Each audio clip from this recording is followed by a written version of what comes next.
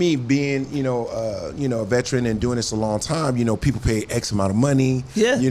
They are expected, 3 laughs per second kind of thing or whatever.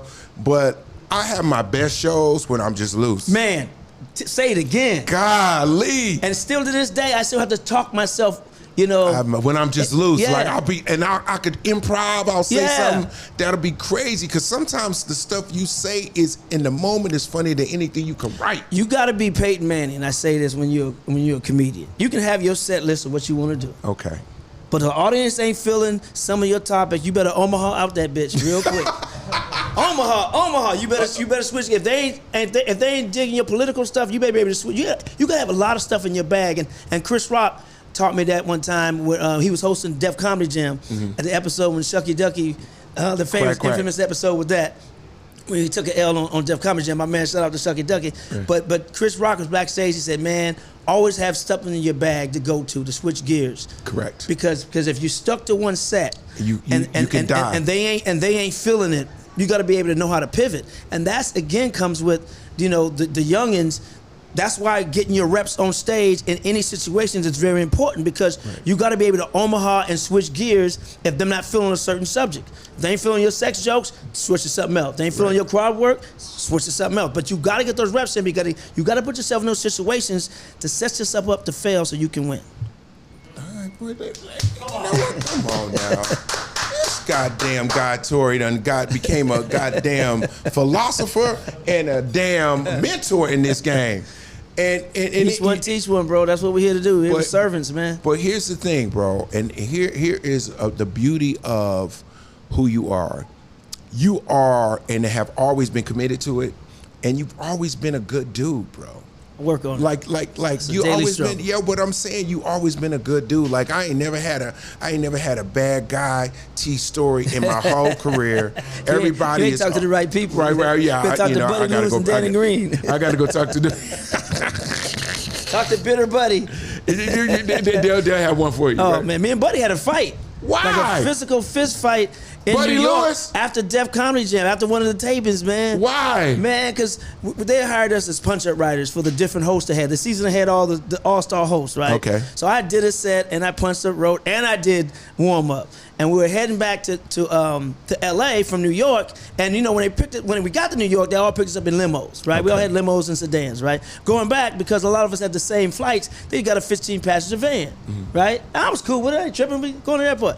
And Buddy was upset that he had to get on the van, and he was mad that all the luggage was bad, and he just started bitching, right? He started bitching, and I'm like, man, get your ass on the van, man. Quit bitch. No, man, they're going to send limos for us and they're going to send us back like we just slaves on this old 15-passenger van. Dad, I'm getting off. And his bag was already in the back. I said, man, well, you ain't making us miss our flight. Right. So he ended up just wah.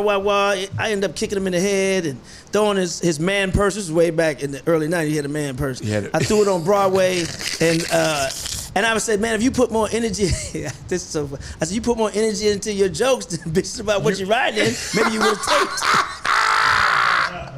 Maybe they'll pick you up. Maybe you would have taped an episode or something. But Buddy's a great writer, as you know now. Yeah. In these streets, helping a lot of comedians with their scripts and with their stand-up. He's a great writer. But back then, man, he was a young guy. Before I got my teeth fixed too. Right. So I was a little scrappy. Yeah, I was a little scrappy. Scrappier back then. Before I got the dinner work. I always wanted to tell this story, but I can only tell this story with you, and I hope you don't mind if I bring this up. There was a fight that you and I prevented in Philadelphia with Joe and D. Lee. Do you remember that? Yeah, man. Listen, bro.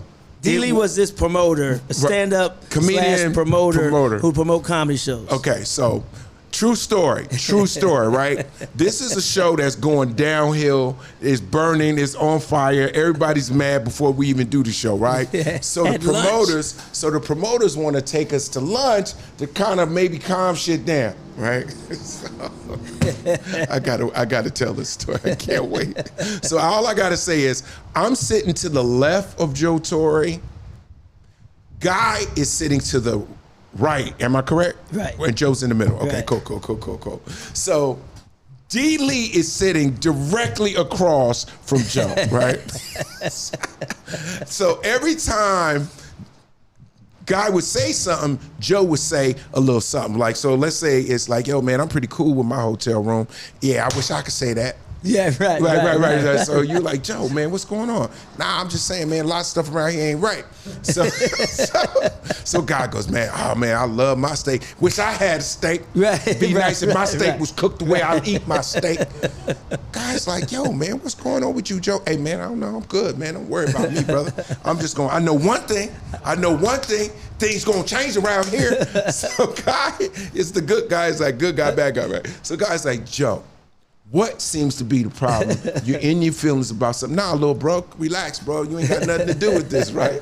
But it's so uncomfortable. Yo, it was so uncomfortable. And so I'm like, Joe, is everything okay? Hey, yo, Big B, BB, we good, man. We good, bro. We good. Don't worry about me, B. I'm all right. Let me eat. But he was stabbing his steak. I think he was saying something. I ain't got a problem with Joe. I got a problem with this motherfucker. Yo. So you know how you cut your steak like this? You know, like left to back, front and back? He stabbed his steak and cut through it like I was like, I ain't never seen nobody cut their steak like this and brought it to him, right? So I said, Joe, you don't cut steak like that, Joe. I said, is there a problem? He said, I got a problem with that motherfucker right there. I was like, oh, shit. And D-Lee was like, what's up, fam? His face was so defeated. Yo, he was like, why we got a problem, bro? Oh, no, he called him fam. Yeah. He said, listen, fam, what's the problem, fam? Joe, if it wasn't for me and you, if it wasn't for me, he would have killed. It wouldn't have been a show. Because Joe, you were on the Def Comedy Jam tour with Joe. Joe got a real temper, and Bernie though. And all those guys, man. Oh, my God. You always used to a certain standard. Yes. Certain hotel room, certain treatment, and anything below that is like... It's unacceptable. It's unacceptable. And you had a promoter who was trying to cut corners. But they was cutting all the corners on Joe, which was messed up. Right. But look, bro, positioning was everything in that moment. Because it was like a Final Destination joint where you just missed the butter knife. Like it went shoot. Like so Joe lunges up, me and guys like, no! And the butter knife. And I'm not sure if Joe even got all of his deposit either. Yo, so it was something like that. It was one of the most. I never could tell the story because I was like, I don't have nobody to tell it to. Right. Or to validate it.